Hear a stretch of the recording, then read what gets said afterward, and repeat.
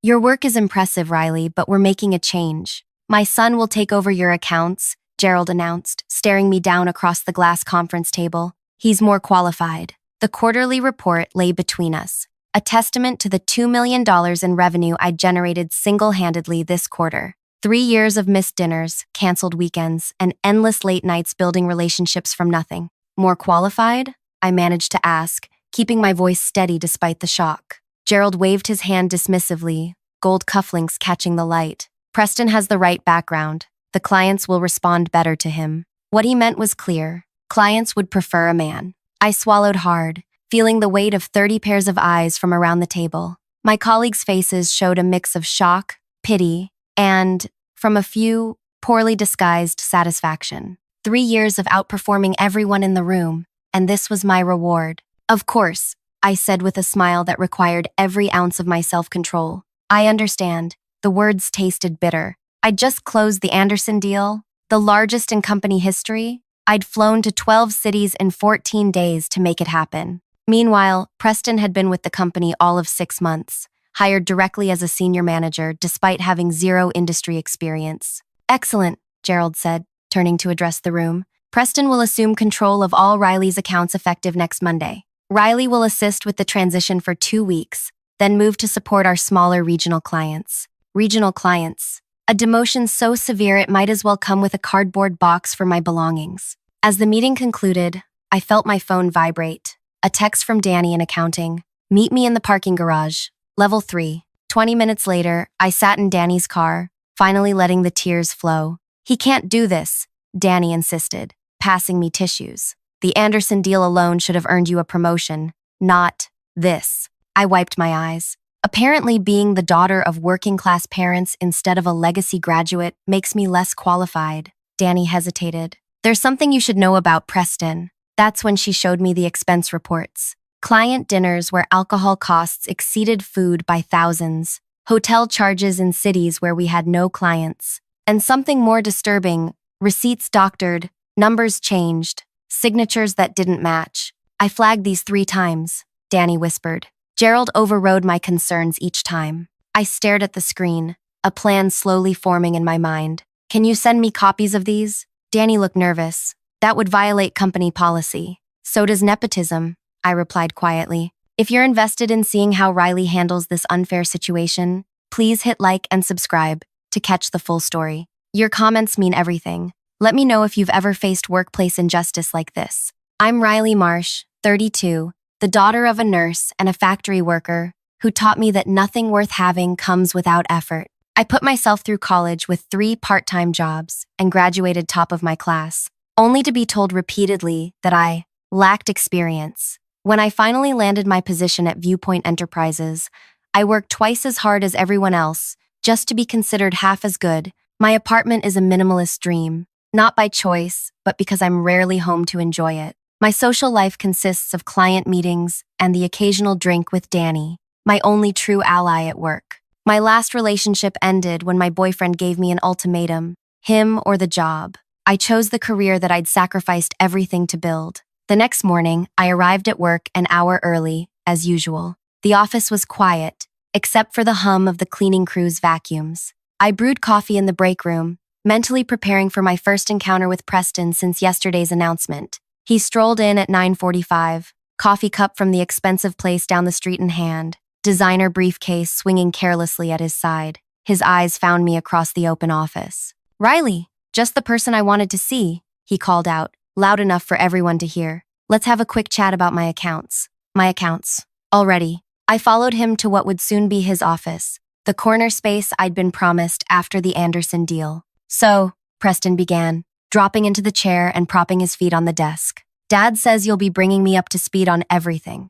I need all client contacts, meeting notes, and strategies by end of day. I nodded, keeping my expression neutral. I can prepare those files. Great. Also, I'm thinking of taking Anderson to dinner next week to solidify the relationship. What's his wife's name again? Is she hot? I froze. Excuse me? Preston laughed. Relax. Just guy talk. But seriously, what's she like? Mrs. Anderson is the CFO of their company, I said carefully. She handled most of the negotiations for their deal. Preston's smile faltered. Oh, Well, that explains why it took so long to close. I bit my tongue so hard I tasted blood. Anyway, he continued, I'm thinking of restructuring the approach with them. Less hand-holding, more aggressive growth strategies. They specifically chose us because we don't use aggressive tactics, I said. They had bad experiences with their previous provider. Preston waved his hand dismissively, exactly like his father. Trust me, I know how to handle these people.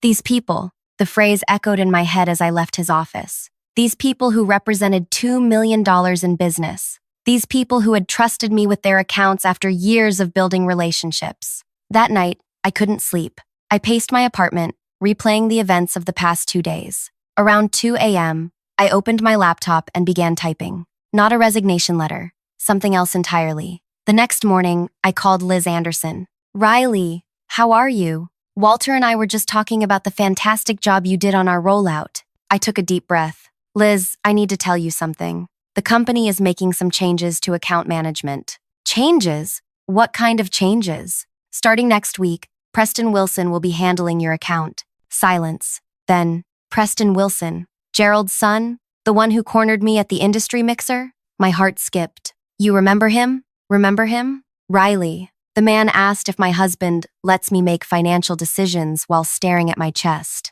It took every ounce of professionalism I have not to make a scene. I closed my eyes, remembering how I'd had to extract Preston from several similar situations that night. I didn't know if I should mention it to you, Liz continued. I know how important the relationship is between our companies. It is important, I agreed, which is why I wanted to give you a heads up about the transition. Liz's voice turned serious. Riley, I don't mean to overstep, but our contract specifies you as our account manager. If that changes, we would need to reassess our position. Hope flickered inside me. The contract does specify me by name, doesn't it? Absolutely. Walter insisted on it. We're working with Viewpoint because of you, not despite you. After ending the call, I checked the Anderson contract. There it was, in black and white. Riley Marsh shall serve as primary account manager for the duration of services rendered. I spent the rest of the day making calls, not to complain, but to listen. 5 more clients, 5 more conversations that confirmed what I already suspected.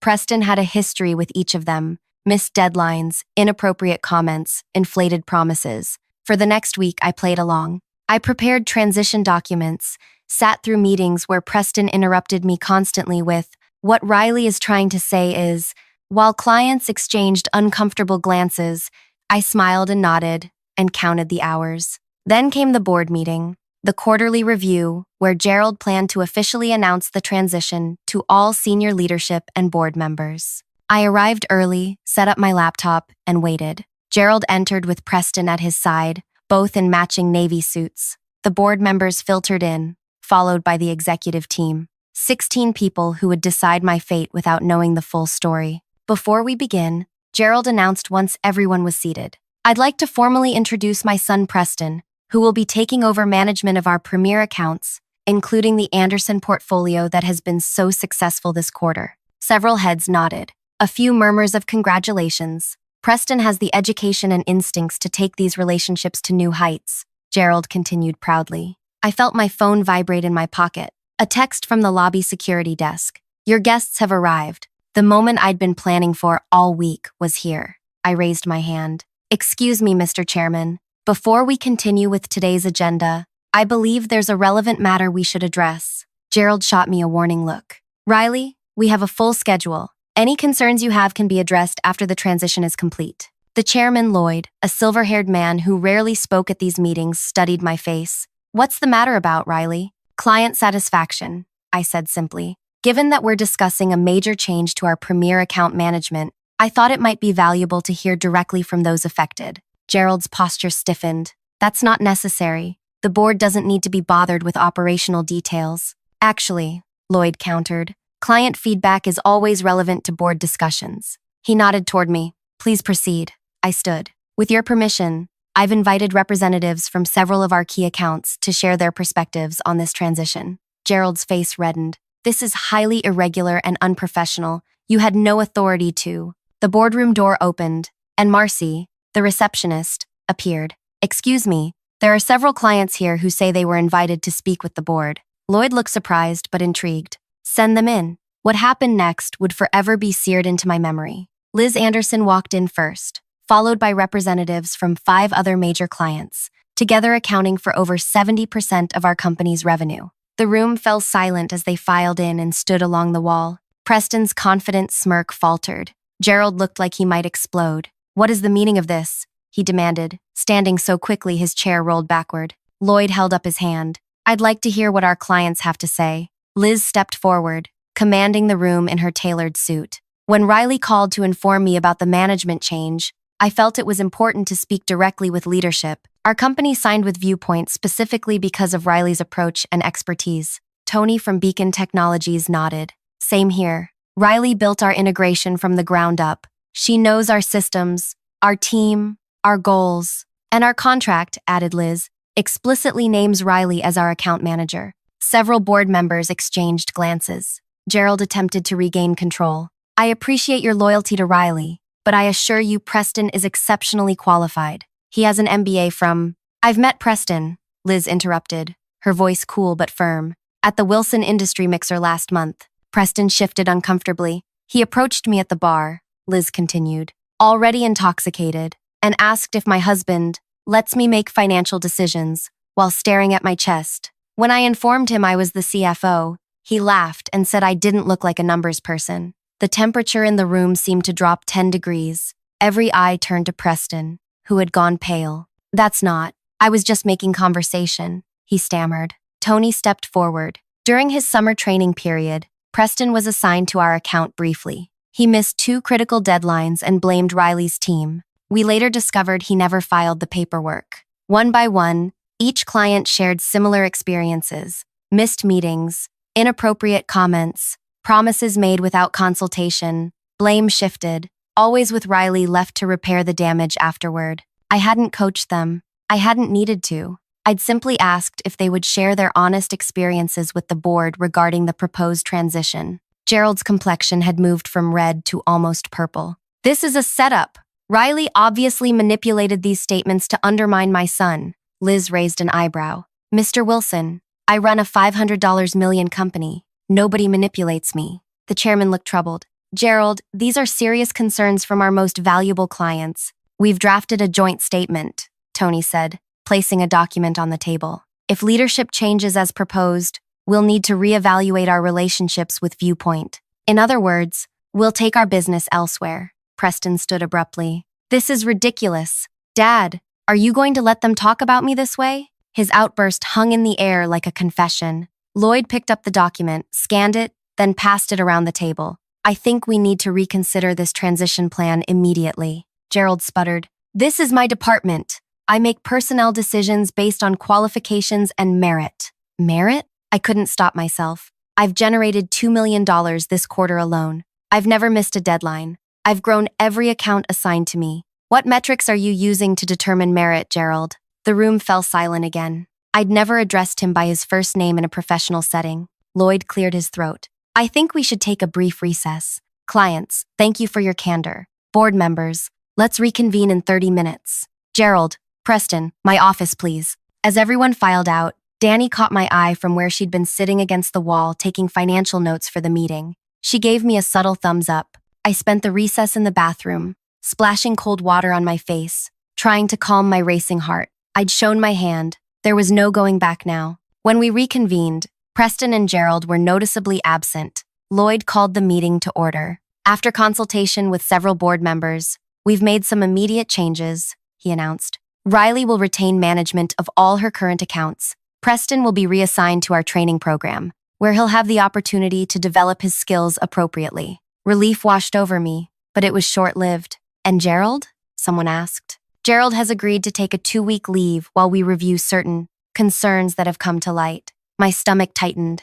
This wasn't over. After the meeting, Lloyd asked me to stay behind. "That was quite a display," he said once we were alone. "I apologize for the disruption," I said carefully, "but I couldn't stand by while years of client relationships were jeopardized." Lloyd studied me. "No apology needed. What you did took courage. But Gerald has many friends on the board and in the industry. He won't take this lightly." "I understand. Do you? Because what happens next could define your career." I met his gaze steadily. "With all due respect, sir, What happened today already defined my career. I chose my clients over office politics. A small smile crossed his face. Indeed you did. He paused. There's something else you should know. The board has been concerned about some financial irregularities. Nothing concrete, just patterns that don't quite add up. My conversation with Danny flashed through my mind. The expense reports, the doctored receipts. What kind of patterns? I asked, trying to keep my voice neutral. Client billing discrepancies, expense report anomalies. Lloyd shrugged. Could be nothing. Could be something. Hard to investigate when the person in question is so protected. He was fishing, seeing if I knew anything. That sounds concerning, I said carefully. Lloyd nodded. Yes, especially with our annual audit coming up next month. He stood, signaling our conversation was ending. You've shown loyalty to the company today, Riley. Remember that loyalty should be rewarded, not punished. As I walked back to my desk, my phone buzzed with a text from an unknown number. Parking garage, level 3. Now. I found Gerald waiting beside his luxury sedan, his face a mask of barely controlled rage. You think you're clever, he hissed as I approached, turning my clients against me. I didn't turn anyone against you, I replied, keeping my distance. They formed their own opinions based on their experiences. This isn't over, he warned. You have no idea who you're dealing with. I built this company from nothing, and I built those client relationships from nothing, I countered, while you were taking 3-hour lunches and planning Preston's career path. His eyes narrowed. You're fired.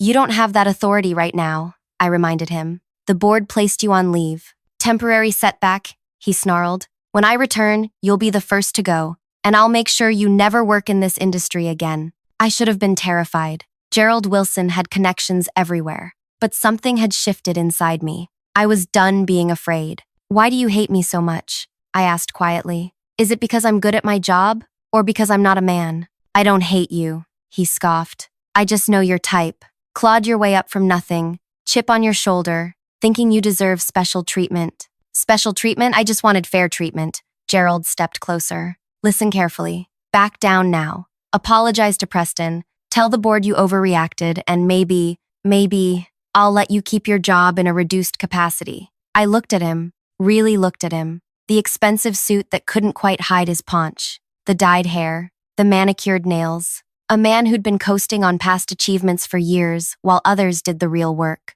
No, I said simply. His face contorted. You'll regret this. I promise you that. As he got into his car, I felt a strange calm settle over me. The battle lines were drawn. Gerald thought he held all the power, but he had no idea what was coming next. That night, I called Danny. You were amazing today, she gushed. The look on Preston's face when Liz Anderson started talking. It's not over, I warned her. Gerald threatened me in the parking garage. Danny's voice turned serious. That's not surprising, but it might be useful. How so? Because now we know he's desperate, and desperate people make mistakes. I hesitated, then asked the question that had been burning in my mind all day. Those expense reports you showed me? How bad is it? Really? There was a long pause before Danny answered. Riley, what I'm about to tell you could get us both fired. Maybe worse. It's not just altered receipts, Danny said, her voice barely above a whisper. I've found a pattern going back 3 years. Client invoices inflated above contracted rates with the difference diverted elsewhere. Company resources used for personal ventures. Travel expenses for trips that never happened. My mind raced. How much are we talking about? At least $800,000 that I can trace. Possibly more. The number struck me like a physical weight. Have you told anyone? I tried. Twice. The first time, I was told I misunderstood the accounting procedures. The second time, I was removed from those accounts and given a verbal warning about overstepping. I paced my apartment, thoughts whirling. Gerald has to know the annual audit is coming up. That's just it, Danny said. Last week, he pushed through a change in auditing firms, switched to a smaller company, where his college roommate is a partner. A knot formed in my stomach. So, he's covering his tracks. Trying to. But I've been keeping separate records for months. Every discrepancy, every override, every unusual transaction, I just never knew what to do with them. I stopped pacing. Send them to me. All of it. Riley, this is serious. If Gerald finds out, he already wants me gone, I reminded her. What's he going to do? Fire me twice. After we hung up, I sat at my kitchen table until dawn, poring over the files Danny sent. The scale of Gerald's financial manipulation was breathtaking. Not just padding expense accounts, but systematically siphoning money through fake vendors, ghost employees, and inflated client billing. And Preston wasn't just an entitled nepotism case. He was part of the scheme. Several of the shell companies receiving payments had been registered in his name, the most recent one just 3 months ago. By morning, I had a plan, a dangerous one. The next 2 weeks passed in tense anticipation. I performed my duties perfectly, rebuilding trust with clients who'd been rattled by the attempted transition. I attended every meeting, filed every report on time, and kept my head down. On the surface, everything was back to normal, but beneath, currents were moving. I met with Lloyd twice more, each time sharing another piece of what Danny had discovered, careful to protect her as the source. The board quietly expanded the scope of the upcoming audit. Whispers spread through the company about Gerald's absence. Then came the email everyone had been dreading. Gerald Wilson would return to his duties the following Monday. That Sunday night, I received a text from a colleague. "Gee, cleared out your office today. All your stuff is in boxes at reception." So that's how it would be. No pretense, no process, just immediate retaliation. Monday morning, I arrived to find my keycard deactivated. Security called upstairs, and minutes later, Gerald himself appeared in the lobby. "I'm afraid there's been a restructuring," he announced loudly enough for everyone to hear. "Your position has been eliminated." I nodded calmly. "I understand. I'd like to collect my personal items." "Already packed for your convenience," he said with a thin smile. "Marcy will bring them down." Several employees watched the exchange, looking uncomfortable but saying nothing. "Also," Gerald added, "I'll need your laptop. Company property." This was the moment I'd anticipated. The laptop contained everything: client files, communications, my work for the past 3 years. "Of course," I said, handing it over without hesitation. Though I should mention that all my current client work has been backed up to the secure server, as per company policy. Something flickered across Gerald's face. Doubt, perhaps. He hadn't expected me to surrender so easily. "Security will escort you out," he said finally. As I walked toward the exit, carrying my box of belongings, Danny appeared from the elevator. She gave me a subtle nod. Phase 1 complete. What Gerald didn't know was that I'd spent the weekend copying every relevant file, email, and document to an encrypted drive. The laptop he now held contained nothing he couldn't already access, and nothing that could implicate me in what was coming next. For the next 3 days, I waited in my apartment, jumping at every sound, expecting police, lawyers, or worse. Nothing happened. On Thursday, my phone rang. Lloyd's number. "Riley," he said when I answered. "Are you available to meet? There have been developments." 2 hours later, I sat in a coffee shop 3 blocks from the office. Lloyd looked haggard, his usual polished appearance frayed at the edges. "Gerald has accused you of corporate espionage," he said without preamble. "Claims you stole proprietary information and client lists before your departure." I had prepared for this. That would be difficult since he confiscated my laptop, which contained all my work files. "He says you made copies." I backed up current client work to the secure server as required by company policy. I repeated my earlier statement. "Is that what he means?" Lloyd sighed. "He's pushing for legal action. Has the board split on the issue?" "And the audit?" I asked carefully. "Postponed." Gerald convinced enough members that changing auditors mid-investigation would be disruptive. Just as I'd feared, Gerald was reasserting control, eliminating threats, shoring up his defenses. "I see," I said, trying to hide my disappointment. Lloyd leaned forward. "But there's something else." The SEC received an anonymous tip about financial irregularities at Viewpoint. They've opened a preliminary investigation. My pulse quickened. I hadn't done that. "Any idea who might have sent it?" Lloyd asked, watching me closely. "None," I answered truthfully. After Lloyd left, I called Danny. "Did you contact the SEC?" I asked without greeting. "What? No. I wouldn't know how." She sounded genuinely shocked. "Was it you?" "No." This was unexpected. Someone else had spotted Gerald's scheme. "What does this mean for the plan?" Danny asked nervously. "We stick to it," I decided. "The quarterly client review is still on for Tuesday. Everything has to be ready by then." The next few days were a blur of discreet meetings and careful preparations. I met with Liz Anderson privately, sharing specific concerns about billing irregularities on her account. I contacted Tony and the others who had spoken at the board meeting, each conversation delicate, factual, focused. None of them knew the full picture. None of them knew exactly what would happen Tuesday, but each agreed to attend the quarterly review, citing concerns about recent management changes. Tuesday morning arrived. I dressed carefully in my best suit, not for a job interview or a date, but for war. The security guard at Viewpoint recognized me, but looked confused when I approached the desk. "Miss Marsh? You're on the no-entry list." I smiled. "Check the visitor log for today. I should be there as a guest of Liz Anderson from Anderson Dynamics." He checked, then nodded slowly. "So you are. She'll need to escort you up personally." 10 minutes later, Liz arrived in the lobby. "Ready?" she asked quietly. "As I'll ever be." We rode the elevator in silence. When the doors opened on the executive floor, Gerald was waiting, his face thunderous. "What is the meaning of this?" he demanded, blocking our path. Liz stepped forward. "Gerald, I invited Riley as my consultant for today's review. Given her intimate knowledge of our account, I felt it was appropriate. She's been terminated. She has no business here." "Actually," Liz countered, "our contract specifies Riley as our point of contact. Since you unilaterally changed that arrangement, we've engaged her independently to protect our interests." Gerald's face flushed. "That's a breach of her non-compete agreement." "I never signed a non-compete," I said calmly. It was true. In Gerald's haste to remove me, he'd bypassed several standard termination procedures. For a moment, I thought he might physically prevent us from entering the conference room. Instead, he spun on his heel. "This is noted," he snapped, storming away. Inside, the room was already half full. Board members, executives, and other clients milled about, tension thick in the air. Preston sat near the head of the table, smirking at me as I entered. "Daddy's going to destroy you," he whispered as I passed.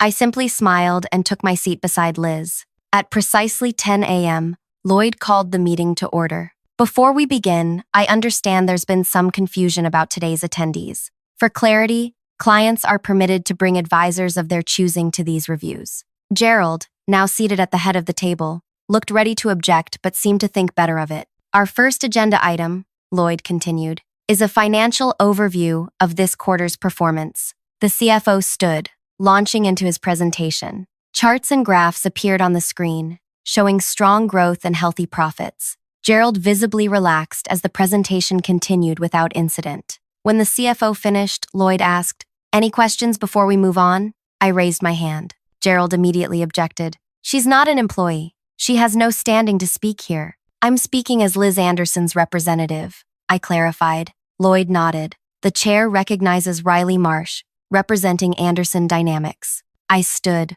heart pounding. "Thank you. I have a question about the financial overview we just saw. Specifically, about client billing practices." The CFO looked confused. "What aspect of billing concerns you?" "The discrepancy between contracted rates and actual charges," I said clearly. "For example, Anderson Dynamics Master Service Agreement specifies a rate of $225 per hour for senior consultant work, but they've been billed at $275 consistently for the past year." The room went silent. "That's..." The CFO hesitated. "There must be some misunderstanding. Perhaps a rate increase that wasn't properly documented." "It's not just Anderson," I continued. "Beacon Technologies, Meridian Solutions, Walker Industries, all show similar discrepancies." Gerald stood abruptly. "This is ridiculous. Former employees with grudges aren't qualified to analyze our billing practices." "Actually," Tony spoke up, "we've had our finance team review all invoices from the past 18 months.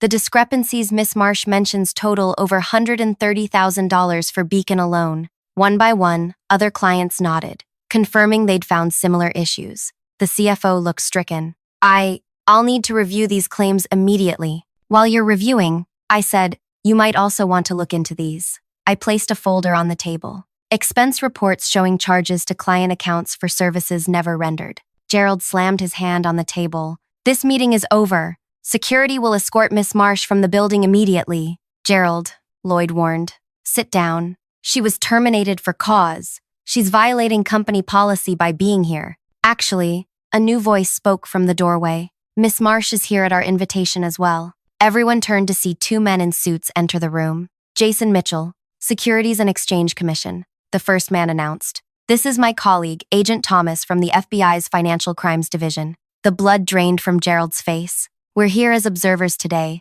Agent Thomas added, based on information received regarding potential financial improprieties. Preston stood, edging toward the door. I just remembered an important call. Please remain seated, Mr. Wilson, Agent Thomas said firmly. Everyone stay where you are. What happened next unfolded like a perfectly choreographed dance. The agents explained they had been investigating Viewpoint for months, prompted by irregular financial patterns flagged by banking algorithms. My anonymous tip hadn't started their investigation. It had merely accelerated an existing one. The folder I'd provided contained only the surface of what they'd already uncovered. Shell companies, falsified expenses, client overbilling, tax evasion schemes. Gerald and Preston were escorted from the building by 2 p.m. By 5 p.m., the board had named Lloyd interim CEO. By the end of the week, criminal charges were filed against both Wilsons. 3 weeks later, I received a call from Lloyd. The board would like to meet with you, he said, to discuss your future with the company.